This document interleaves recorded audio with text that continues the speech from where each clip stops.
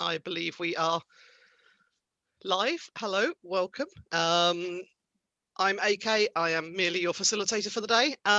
We have JC Kang, we have ML Spencer, and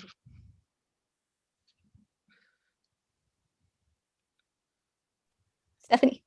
Do we lose her voice? I can't hear her. Sorry, here I am again. Okay. We have Stephanie Espinoza Villamor. I'd like you all to introduce yourselves if you would. Could we start with you, John? Okay, start with me. So I go by JC Kang as an author. I write mostly epic fantasy with an Asian theme to it. I'm probably, if you know me, then it's probably actually these are all my cool new covers and I had to show them off here. Songs of Insurrection, which is book one of the Dragon Song Saga. And this is a re-release. This is my favorite cover in the series. So anyway, in terms of the topic, finding readers and social media, I think that I've probably tried just about everything, so I can tell you what doesn't work. Same. ML, you might want to come off mute.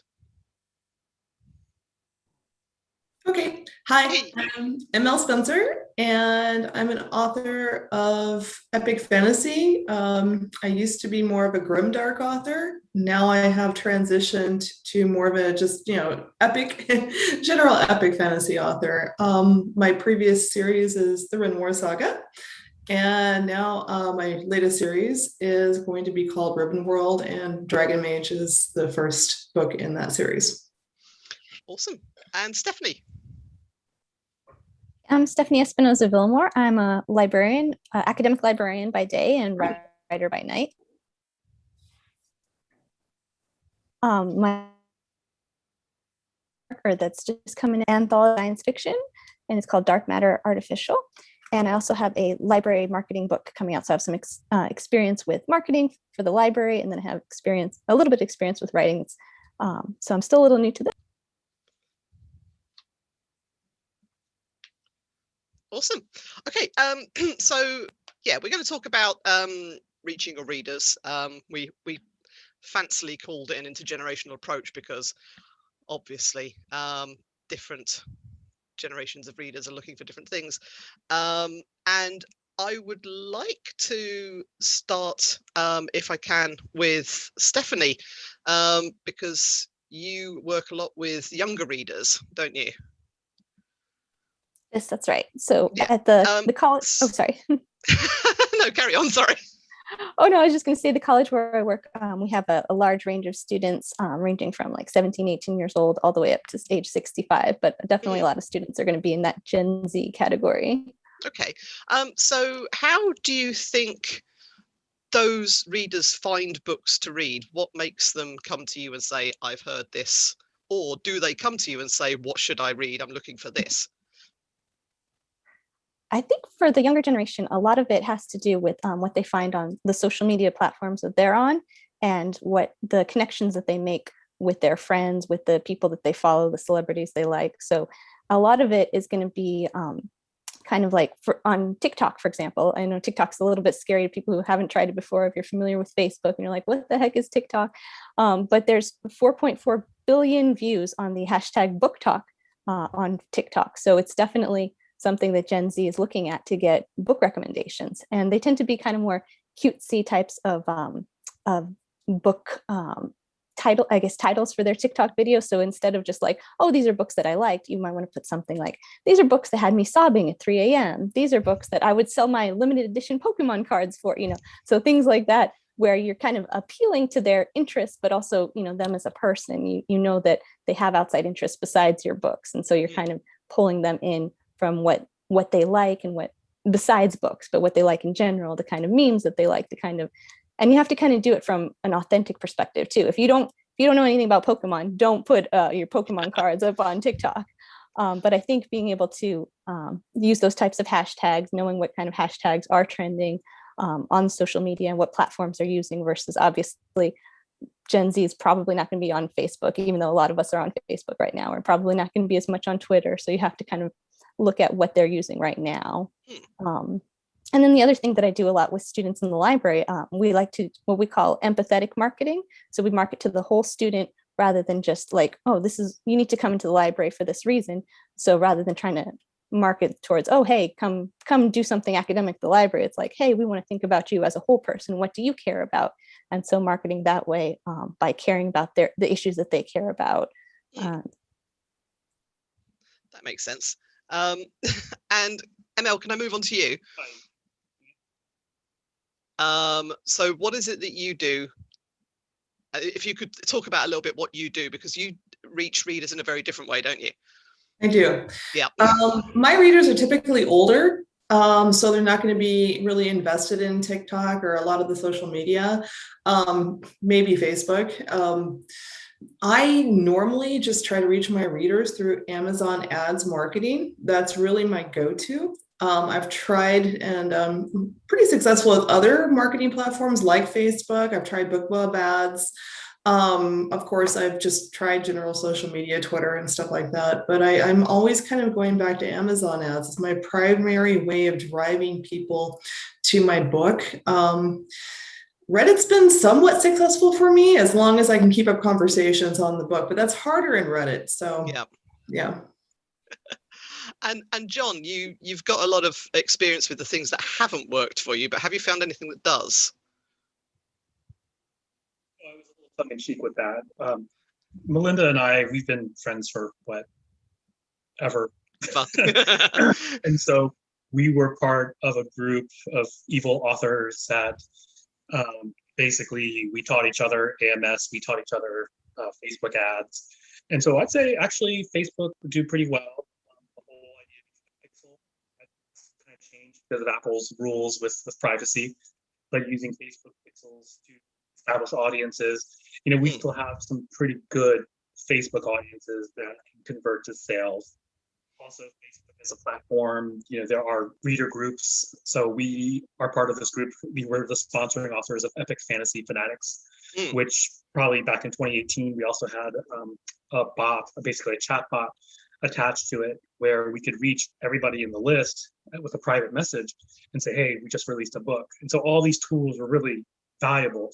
They've changed a lot in the last 2 years. So what worked in 2018 is not working in 2021. Besides that, to reach the older readers, I find like smoke signals work pretty well. And yeah, but anyway, but actually I'd say a lot of older readers do look at Facebook ads. At Facebook, one of the cool things is the demographic charts that you can look at. And I can see that I do get some people who are 65 and plus. It's actually pretty informative.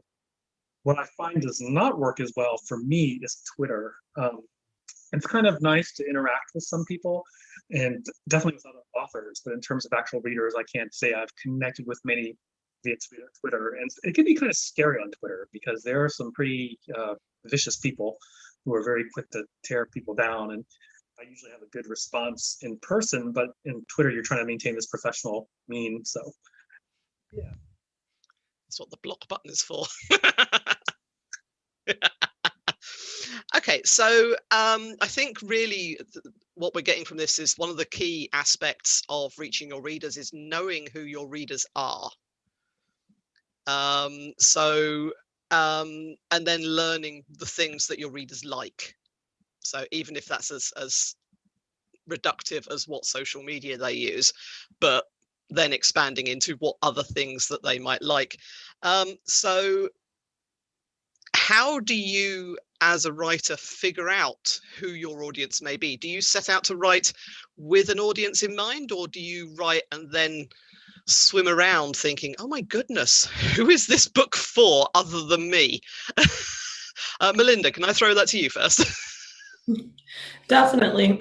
When I set out to write, the first thing I do is I kind of figure out what kind of book I want to write. And then I look at others that are just like it, that are relatively popular. And I actually like go into their reviews. And I see what their readers are saying. Like, what did they really like about this book? What did they really not like about this book? And I kind of use that to just kind of gauge my general direction with writing. John? So I tend to have a story in mind. There's this idea, I guess, of writing to market, which sounds like Melinda is mentioning in terms of just the whole idea that you find out what the particular target audience wants and then write to that. I tend to have a story in mind, I just write it. So what it's meant for me is looking at the demographics of my mailing list, seeing what sort of things they click on. Like when I share other books on my list, who's clicking on it, which covers appeal to them.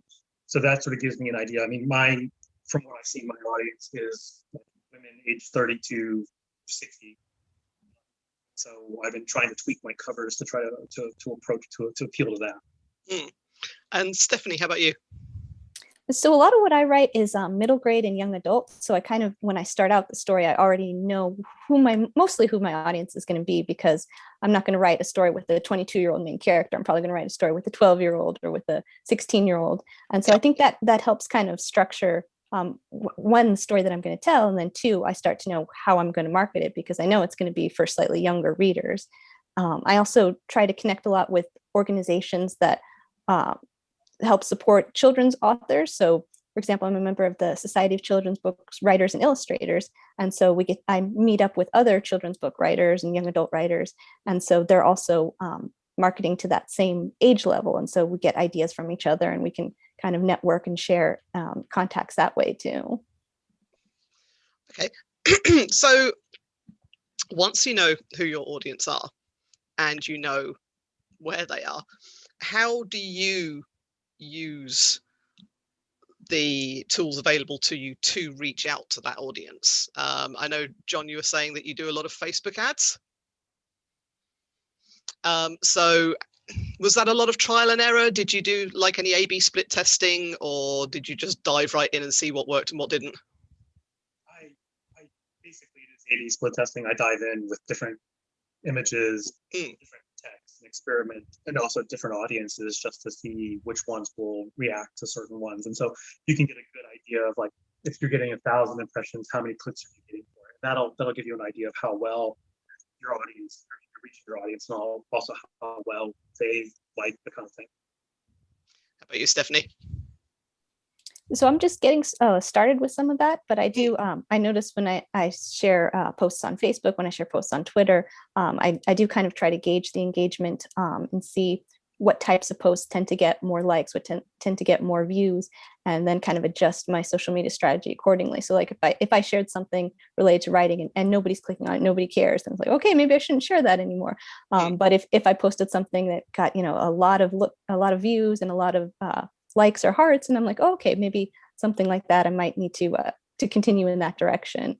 And it kind of varies based on the audience. Like Facebook doesn't tend to have as many younger kids on there, but Twitter, I've seen kind of a mix, so it really depends. And Melinda, you've managed to get AMS working for you, which is an arcane art in and of itself.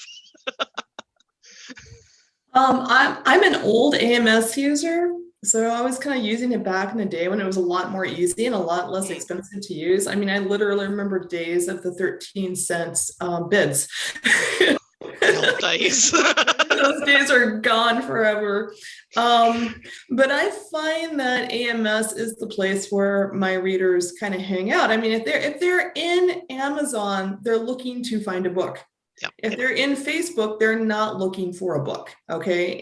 Maybe a pretty picture comes along, maybe they click it, but they're less primed to buy.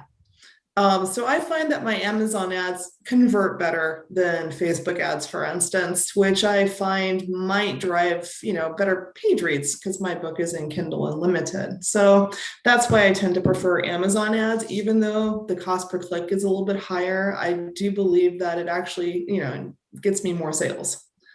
Yep. If I may jump in here, ultimately, we can get clicks, we can get likes, we can get comments, but if they're not converting, then it didn't necessarily work very well. And so, yeah, when they are on AMS, they're pretty much primed to buy. Yeah, there's always the risk of spending a lot of your time and energy entertaining people, dare I say it, for free. And Pareto principle kind of starts getting involved. If you're spending 80% of your time and it's not the 80% that's earning you your income or any sort of sales, then yeah, it's easy to get sucked into Twitter. same time, I do feel I have a reader group on Facebook, and by posting what's going on in my life and things, I think it helps keep them interested, hopefully. Absolutely, yeah. Because a lot of readers want to see you as a human being, don't they? Which sometimes we are. So how about reaching your readers in person?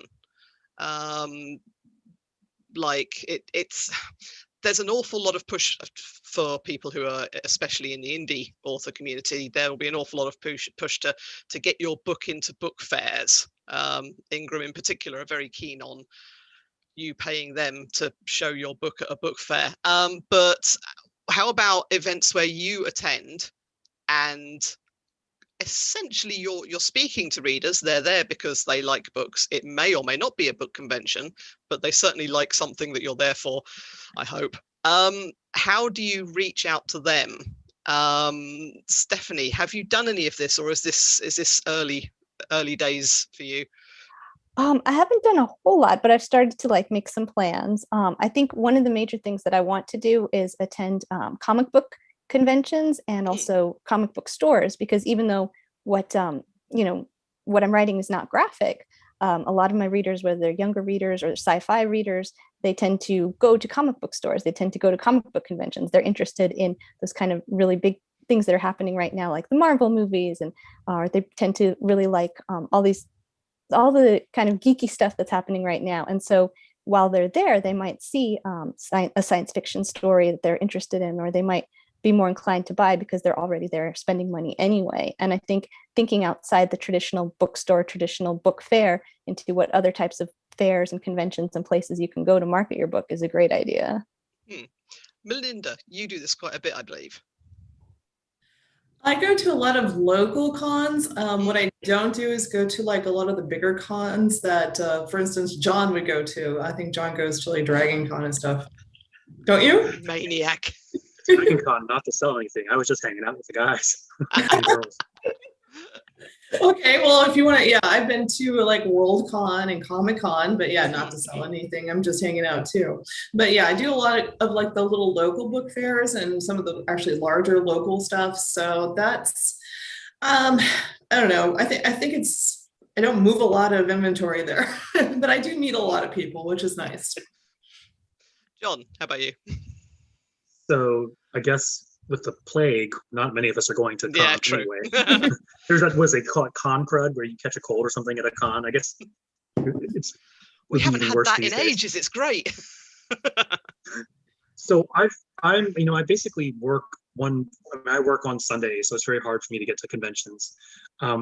So I have been to a few that are local, and I'm in Virginia. I can't say that I have had a great success in these cons, but I did have a booth over at Gen Con in 2019, which is the big gamer convention. It's huge, like 100,000 people going through.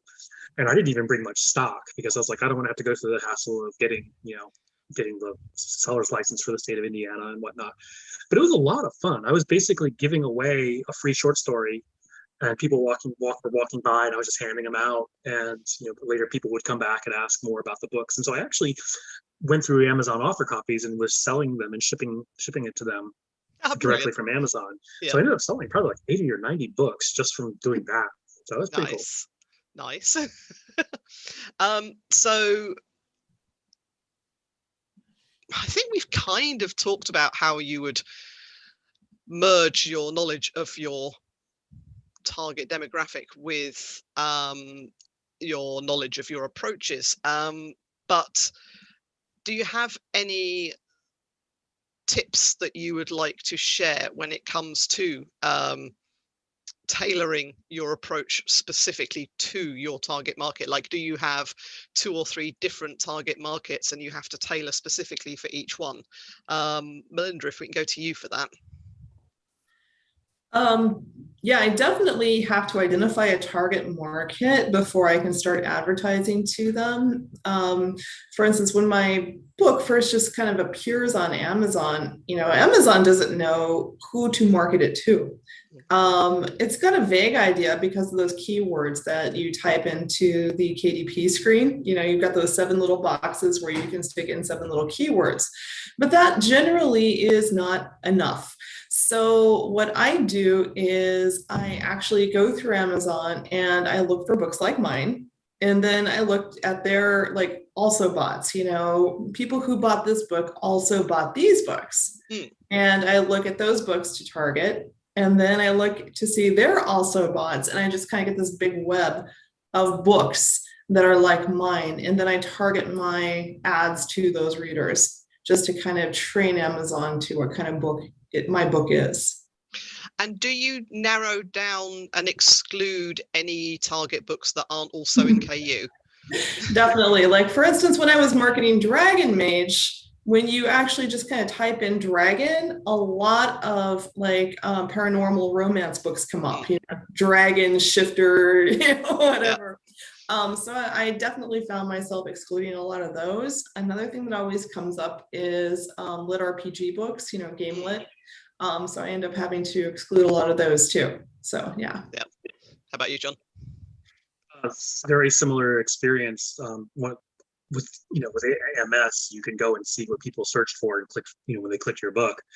And this was once again a big learning experience. Just to bring out another book here. This is about getting the cover right for your audience. This particular book, it's I guess it got a lot of lit RPG harem readers clicking on it, which that's not it. Yeah. So I had to go and number one, tweak the cover, but number two, also to change, basically block certain subcategories like harem and lit RPG. Yeah. Stephanie, are you even branching out into this yet? I haven't just yet, so I'm still a little new in that area, but I when I market with the library, we do think a lot about audience segmentation as far as target marketing. So we do want to think about the different ages that we're marketing to. So in the library, for example, as I mentioned, we've got a lot of those younger students, but at a community college, we've also got 65-year-old students. So breaking down the age demographic, breaking down other demographics like certain interests. Are they the jocks versus the geeks versus, being able to think about the types of students, the types of people that you're marketing to beyond just their age or their gender, but thinking about the pieces that make up their identity. And I think if you can start to kind of tailor some of your ads and your marketing towards different types of identities, especially based on the content in your book, then I think you're going to bring in readers that way because they know, hey, this is a book for me. It's not just a book for people in my age group kind of thing. Yeah. We have a question from Jessica Halsey, which is, do you use Goodreads either for advertising or for communicating with readers? I'll start with you, John. So I have never used Goodreads advertising, and everyone I know who has said it is a huge waste of money. I can't say that myself because I didn't try it because I was forewarned in advance, so I can't say how it really worked. You were saved. Yeah. No, but what I learned, it was actually from Michael Sullivan, passed on to Dirk Ashton, the guy with no pants. And what he said was that whenever you get a good review on Goodreads or a good rating on Goodreads, is to thank the person who did it and make friends with them on there. And so then when it's time for you to watch another book, you can actually create events that invite all your friends to. And so that's just another way for reaching people who have already read you before. But that's about the extent that I would use on Goodreads. Stephanie, do you find that many of your library users also use Goodreads? Do they come in and be like, oh, I've read this on Goodreads and I'm looking for a copy? Or do they go, Goodreads is from 1995. Why is anyone still on it? Right. I think I don't see as many of the younger generation on Goodreads, that I will be honest with that. But I have found that it's pretty useful for networking with other authors. So a lot of my author friends are on Goodreads. And so we kind of connect with each other that way, and we see what we're reading and kind of it helps kind of build our knowledge of the book market. And so it might be something to explore for advertising to your market, depending on their ages, I guess. Probably not for the Gen Z, but I do find that I am starting to use Goodreads a lot more, especially in advertising to fellow authors. Melinda, you have the look of someone who has tried Goodreads. Well, yeah, I can just echo what Sean said. Same experience, Goodreads ads, no bueno. The only thing I can say is, yeah, if you can get people to follow you on Goodreads, when you create a Goodreads event, it emails everybody, which is really nice. That's a good way of reaching out to people who already have had contact with you and have a good impression of you. So that's really nice. Okay. So I guess going on from here is, do you have any ways of reaching readers that you have heard of and have heard good things of, but you haven't personally tried yet? And if I can stick with you there, Melinda, something you might like to get into. I have a lot of friends, especially in the fantasy romance category, that have really good experiences on Instagram. I haven't particularly pursued Instagram as much as other people, probably because I don't think a lot of my readers are on Instagram, but they have younger readers. And so I think that a lot of the Gen Z readers are on Instagram, and that might be a really good place to go, along with Pinterest. Believe it or not, Pinterest, you can actually do paid advertising on there. And I think that a lot of people don't actually think of Pinterest as a place to go, but I think that that actually is a pretty viable marketing platform for younger readers. Ironically, it's my biggest one. John, how about you? Is there something that you've been itching to try but haven't yet dipped your toe into? Before I answer that, I would like to say that I did a tour on Instagram through Book of Matches Media, and it's once again some of the same fantasy romance / romantic fantasy authors that Melinda's friends with, and it was getting like thousands of likes and stuff. I can't say it really converted, but I do think it helps with awareness with Instagram. Now, as for what I'd like to do, it would be TikTok, actually. The problem with this is there was an article, I think maybe 3 or 4 weeks ago in the New York Times, saying how TikTok had helped a bunch of authors sell tons of books. One person who responded to that was Chloe Gong, and her book is These Violent Delights, and she has killed it on TikTok. But if you watch her videos, I mean, her videos are hilarious. I mean, she is just she engages people so well. She's sort of she knows what every trend is. And I think that's the main thing, is if you're learning that platform, you kind of have to know what the kids are doing and what they like. So I have 2 TikTok users in my household, a 17-year-old and soon to be 15-year-old. And so when maybe about 6 months ago, and I was like, I'm going to try TikTok. And I was like, okay, let's shoot this video. And they're like, this is awful. No one's going to watch this. So maybe one of these days I'll get into it. But yeah, my art directors aren't very good with feedback just yet. They're not terribly impressed yet. Stephanie, of this wild world, which one do you think you'll dip your toe into next? That's a good question. I've been on Instagram and TikTok for my own personal accounts, but I haven't done a whole lot with advertising just yet. So I probably want to experiment a little more. I mostly use Twitter and Facebook right now for social media for my authorship, but yeah, I'd like to go into a little more with Instagram, a little more with TikTok. As far as kind of in-person marketing, I'd like to try what John did and just give out free short stories. I think that's a great tactic to be able to give something back to potential readers in order to pull them in, because it's a freebie, it's a giveaway, it's it's a little swag, and I think that does bring people in if it's something that they like, if it connects to them. So, out of interest, John, were you giving away an electronic copy, or had you physically printed and bound it? It was a saddle stitch, which is, you put staples at the end of it. I had a professionally printed full color cover. I don't have it here. It's downstairs. So I was at Gen Con just hawking these things and handing them out to people. And it was a physical copy. So how many did you get through? 1,500. Oh, nice. I mean, my sales over the next month were elevated if just looking at my dashboard. So I think it did reach certain people. Yeah. Excellent. So do you find at any point the need for a publicist, someone to arrange either blog tours or book tours, like in-person events for you, or do you fold that into your own work? John, I'll stick with you. Blog tours, I think, are so 2014 in terms of like when they were probably at their peak before just like the market exploded with so many books. It's really hard, I think, to get bloggers to like influential bloggers, basically the influencers, to pick you up. You can't just send them anymore. You can't send them a book and say, hey, would you read this, or whatever. Most of them are like, I already have a really long list of books I want to go through.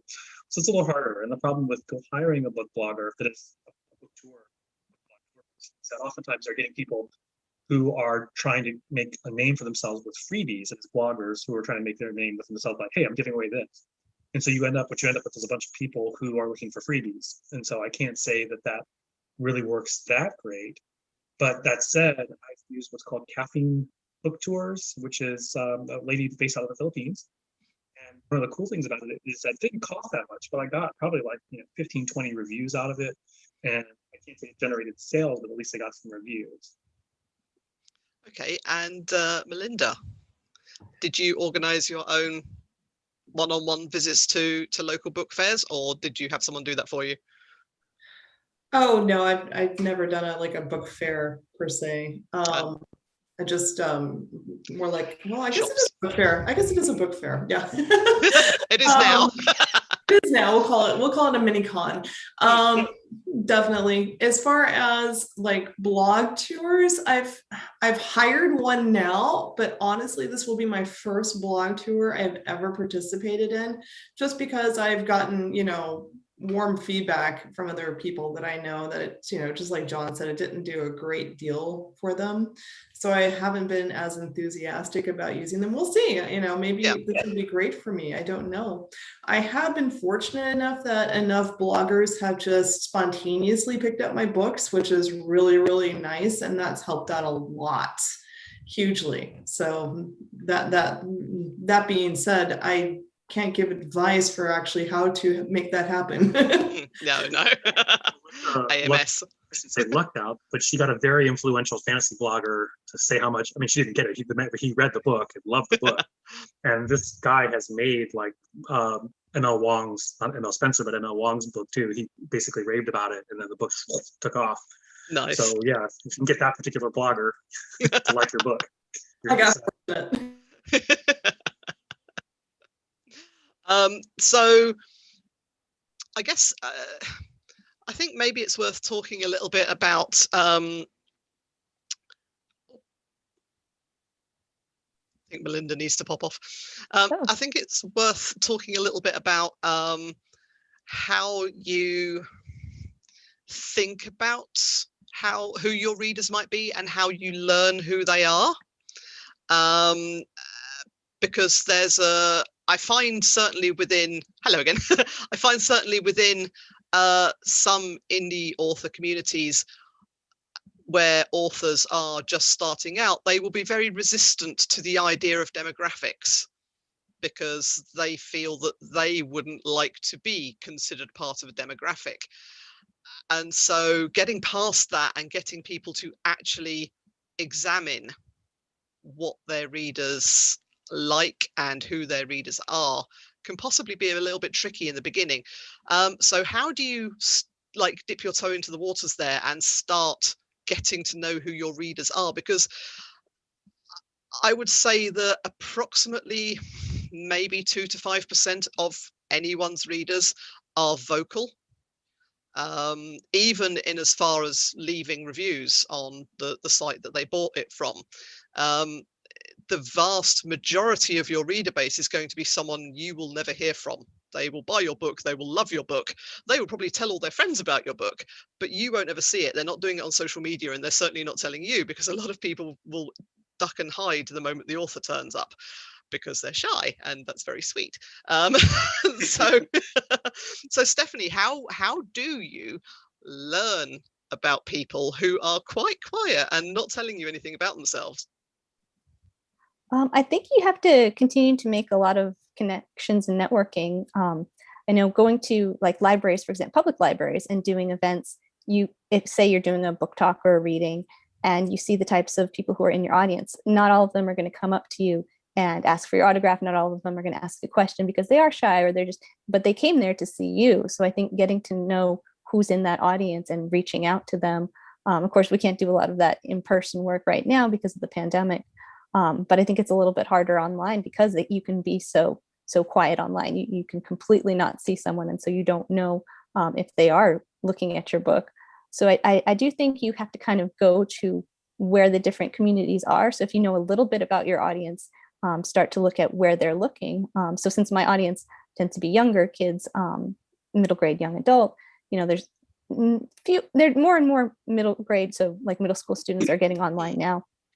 So you can kind of see what types of social media they're on, what types of like websites they're going to, and see if you can see what they're posting on discussion boards and what they're interested in, and get to know like your readers that way.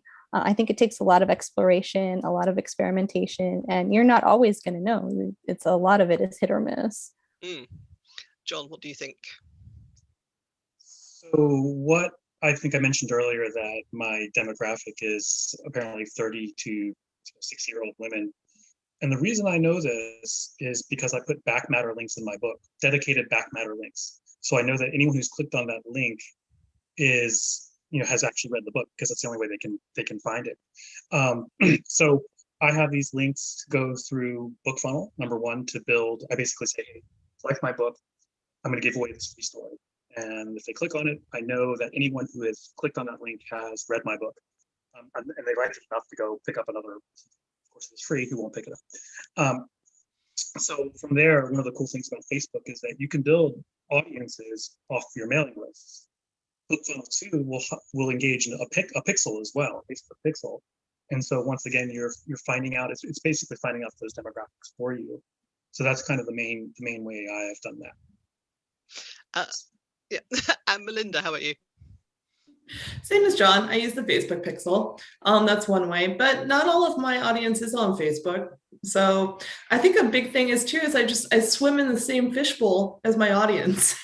If I'm walking into Barnes and Noble and I'm sitting there in the fantasy section, I'm looking to see exactly, oh, they're like me and they're picking out my books. I can get kind of an idea. I don't know, deeply inside this person, what they do on Sunday at 2:00, but I just kind of get a feeling, so I think that kind of helps.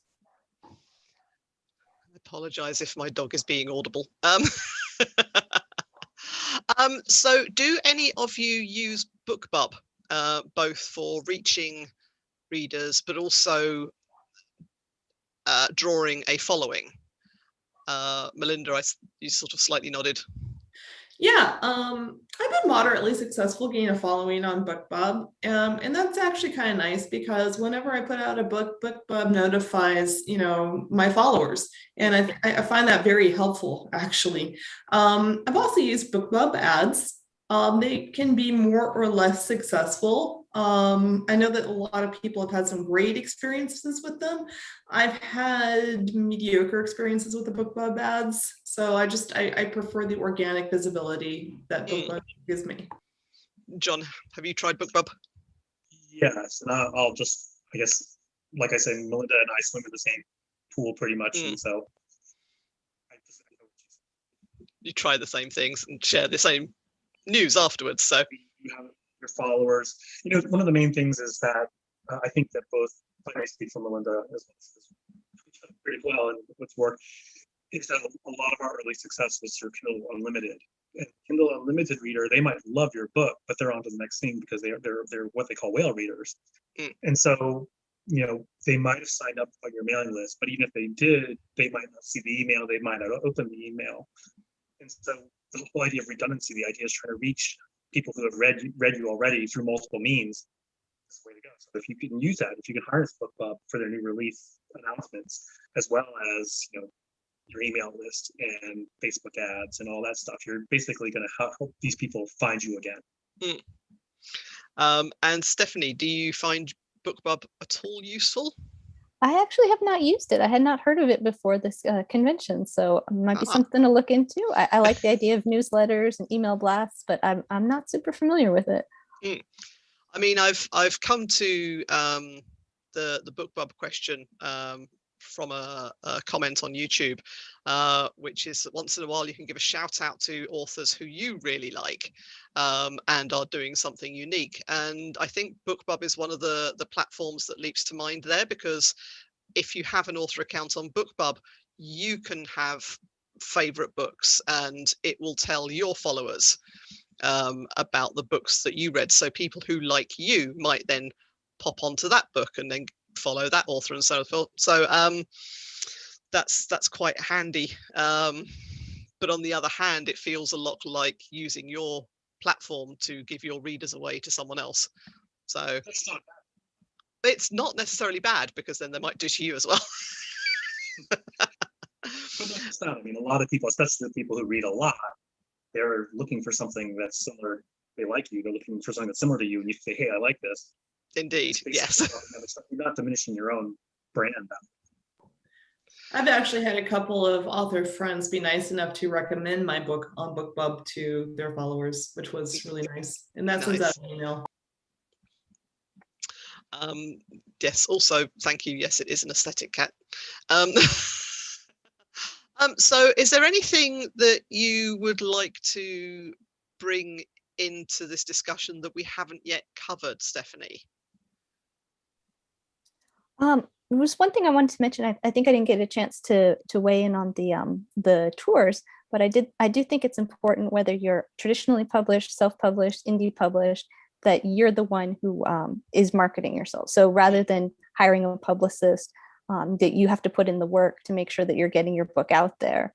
Because some publishers will help and some won't. And so I think if you're doing the research, so for example, my book is, the publisher is Dancing Lemur Press, and they're actually a small indie publisher, but they're really good. They actually presented earlier at this convention, and they're really good about helping us kind of get on those blogging tours and getting on some in-person, when we can go back in person and meet at bookstores. And but one thing, we're kind of collaborating because they're putting together lists of some of the local stores that they can be in, but then I also send them lists of some of the local stores that I'm familiar with, because they're not going to be experts in my area. And so I think that collaboration really helps, because then they're helping they're helping to spread the word about your book, but you're also helping to spread the word about your book. And that kind of combined effort is going to yield the most results, I think. Anyone else have anything to throw on the Barbie? Cool. Okay.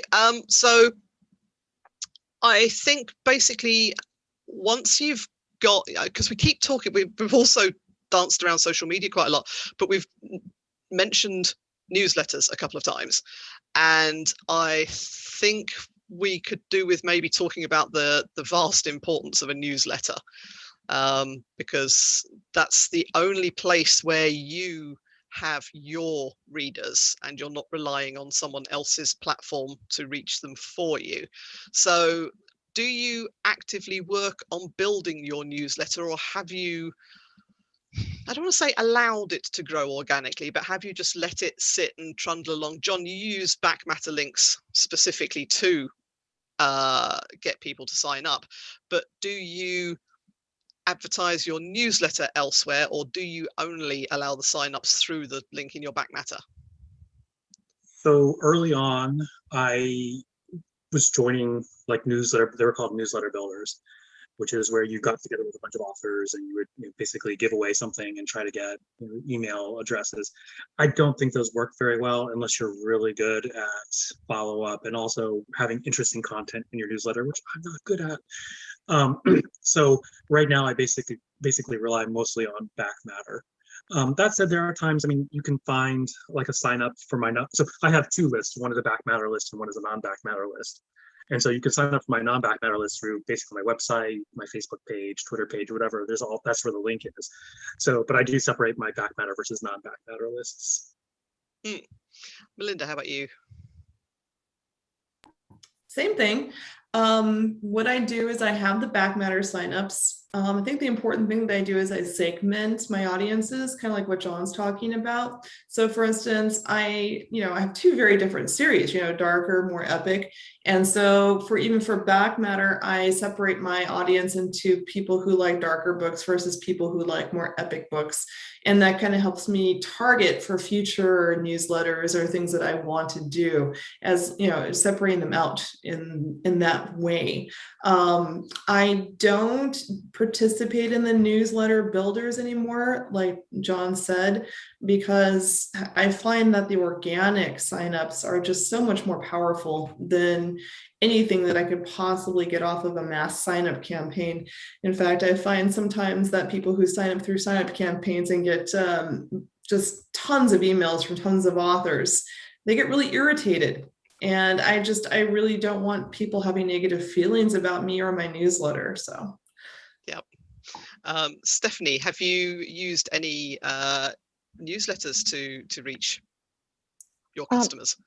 So I haven't done personal newsletters, but I've partnered with organizations. So for example, the SCBAWI group that I mentioned earlier, they have a spot during their local newsletter. So they have like a regional, and then they have like the whole organization. So their regional newsletter has kind of like a highlights for local authors when they get published. And so you can send them and let them know, hey, I got published, this is my book, and they can give you like a little shout out in their newsletter. And I find that tends to be pretty effective because they can reach a lot more greater audience than I could by myself.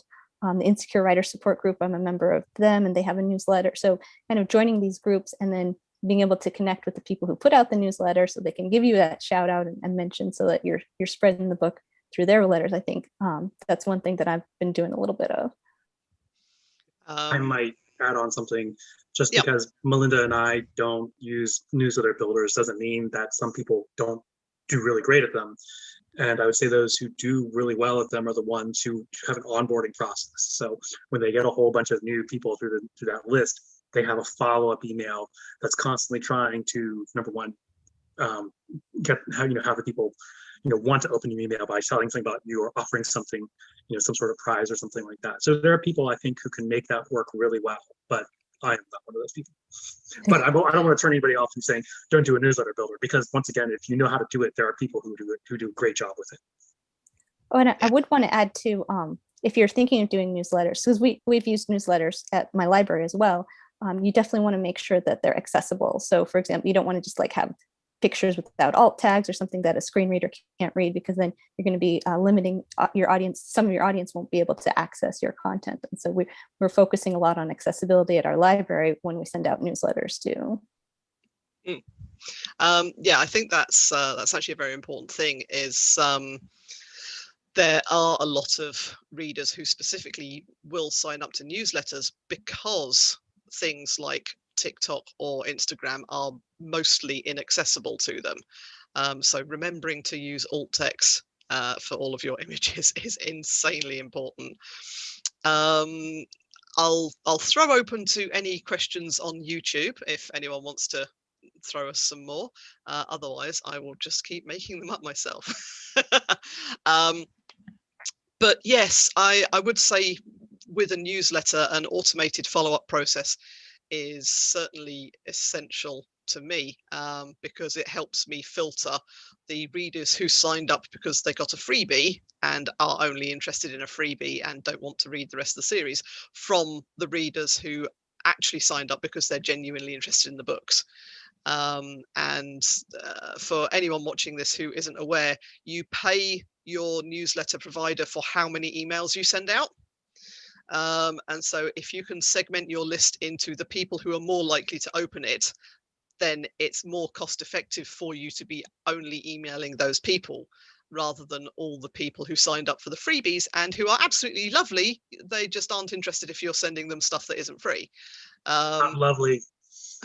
They're lovely. But the controversial thing I'm about to say is they're lovely, but they're not worth spending thousands of dollars and sending emails to every year. Or however many emails you're sending out. So yes, newsletter follow-up automation is a really good way of separating the people who will then become your readers from the people who joined you from, should you happen to have run a newsletter builder and therefore dramatically dropped your open rate from your highly valuable newsletter. Let's see if we have any questions. If you do a newsletter, says AF Stewart, if you do a newsletter builder, make sure it's targeted one for your genre. Goodness, yes. Oh, yes. That's an interesting point. Have you ever, especially in the early days, stumbled into a newsletter builder that wasn't quite right for you? John, have you, or Melinda's? Well, I'm pretty cheap, so it was like I wasn't joining anything that I didn't think was going to convert. Like I wasn't going for the Dragon Shifter romance type of newsletter builders. So, Melinda, did you accidentally stumble into the wrong portal? Well, I joined some ones that are like too big and too like generic, you know, and those definitely were not valuable. And so I got like tons of signups and then tons of drops, you know, so that's fine. That's actually kind of good that they dropped. If I'm not a good fit for them, you know, they don't need to be in my newsletter subscriber list. So yeah, it's possible. Yep. Let's see if we have anything else. We don't. So I'm just going to, I think, spend the next 5 minutes letting you explain to us how your career has started and how it's going. So Stephanie, I think we'd like to start with you actually, because you're really at the start. You've just had your first novel taken up by a small press. How did you start? What made you start writing, and how did you approach your publisher, and how is it going for you now? Well, that's a great question. So I've been writing since I was a kid. I'm one of those teenagers who wrote my first novel when I was 16 and tried to get it published, and of course it didn't get published. Probably needs to be cleaned up very much, but it was a fantasy novel because I've always been interested in fantasy and sci-fi, and so I continued to write as I got older, and actually joining the SCBWI, the Society for Children's Book Writers and Illustrators group, helped me kind of get back into it when kind of life got in the way. And so because we have a critique group, so there's other authors, whether writers or published writers, we have both in our group. And so they kind of help motivate you. And so we would critique each other's chapters and just kind of get better and better so that we'd want to eventually be able to submit to agents, submit to publishers. And so that group really helped me like get back into writing and keep putting myself out there. And I learned about, and so then I also joined the Insecure Writer Support Group through one of my critique group members had been a member, and she told us about the group, and they had an annual anthology contest. And so I thought, I'm gonna participate this year. I had a baby the previous year, so I couldn't participate. And so now I've worked on my short story, and I learned about the group, and I joined their Facebook group, and I submitted to the contest, and my story was the one that actually won the contest. And so that's how Amazing. I ended up published. Yeah, it was so cool. It was super exciting. After all these years of writing, I'm finally getting published in a book. And so, and it's been such a great experience because the Dancing Lemur Press, they've been such a wonderful publisher. They're very involved. We've got lots of blogs. I've been helping coordinate the blog post for the anthology, and we've been putting together those tours. And I think it's just, it's a great writer who's just starting out to kind of get into the publishing industry because it's a little bit new, but it's not super overwhelming. And so, so that's kind of where I'm at right now. I'm continuing to enter contests right now. I entered the Corencon contest. I'm continuing to enter local anthology contests. And then in the SCBWI group, I'm working on longer novels that were getting critiqued and working on query letters. So I'm still like kind of in the new phases, but I feel like I'm starting to, I've got a nonfiction book coming out. So I'm getting there. I feel like I'm learning a lot. And so I appreciate conventions like this and getting to hear from other authors so that I can continue. So that's the hope. Amazing. And John, how about how it started and how it's going? Started in 2016 when I launched my first book with the wrong cover and the wrong title, and therefore the wrong audience picked it up. 2017, I started actually learning what I was doing wrong. And so, rebranded with new covers, new artwork, and, started picking up a little bit. 2018, that's probably when Melinda and I, we join this evil cabal, I can never say that word, of authors. And, you know, we all, that year, we probably, between us, sold $1 million worth of books. I mean, it was crazy in 2018. And then 2019 started to peter out a little bit. I hadn't really produced anything new since 2019, and then 2020 was pretty hard just because I was having a hard time maintaining focus. I didn't actually publish anything new in 2020. I started 4 different books and probably abandoned them all about halfway. Same. Yeah. But I have one of those books I picked up. I gave myself a deadline by taking advantage of Amazon's 1-year pre-order period. And like, you know what? I'm going to force myself to write this book by giving myself 1 year to do it. And 2 months beforehand, I went and just finished it. So that one is coming out in May. It's very different from my usual stuff. It's a little more targeted towards younger males. So it'll be interesting how that works out. And awesome. in the meantime, I started working on a story which I plan on querying and trying to do maybe a traditional. Nice. Well, good luck on both of those. And Melinda, how about you? How'd it start? How's it going? It started kind of like how Stephanie started. I was just writing fantasy from a very young age. Probably, gosh, I wrote my first book probably in middle school. It was horrible, of course. I wrote the first book of my Rinwar saga in 2002. Tried to get it published. It was nobody wanted it. So I just kind of shoved it away and forgot it and just got depressed and stopped writing until about 2011. And then I decided to self-publish it. Well, I wasn't on any social media platforms or anything, and I did not know how to really go about that. And so it just kind of languished on Facebook. It did win the Indie Reader Discovery Award, but that didn't bring it substantial attention. So it wasn't until about 2015 that I decided to actually learn how to start marketing it. And so that's when I started dipping my toe into social media. I got on Twitter, got onto Facebook. Somebody said I needed to build some type of an author platform. Didn't know what that was. Had to do lots of research, build that up, get newsletters, and just kind of like John said, eventually joined this evil fantasy cabal. And it sounds so terrible. It wasn't. We're just a bunch of friends who tried some stuff and it worked, which was really nice. And so we kind of all like built off of each other. And that's how my first series became more successful. And 2020 was just horrible for me. Horrible.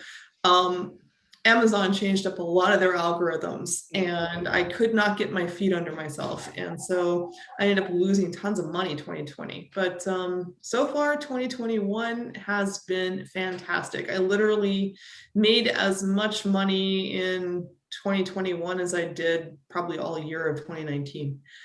So that's really nice. And hopefully 2022 will be better too. So have you got any new releases coming up? Yeah, I got the pre-order for Dragon Mage up. Of course, it's about a 1,000-page novel, so I'm anticipating it taking me all year to write. So yeah, that's the only one I'm working on right now. Excellent. Okay, well, I think that's us. If anyone has any final words, we've got a couple of minutes left.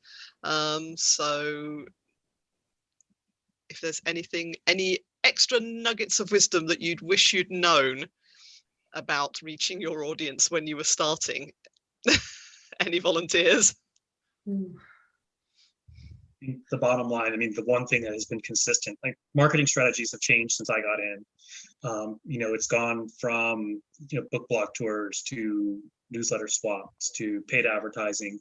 But the one thing that's constant is to just, make sure you have a cover that reaches, that fits the target audience. Make sure the cover is correct, have a good blurb and a good, opening couple chapters. Yeah, that's mirrored my experience 100%. We won't talk about my first covers. Right. Thank you ever so much, everyone. I'm so glad you could make it. And thanks to everyone who has asked us questions on YouTube. That is us. So we shall leave you to the rest of QuaranCon and hope you have a fantastic time. Thank you. Thank you very much. So much. Thank you. Bye.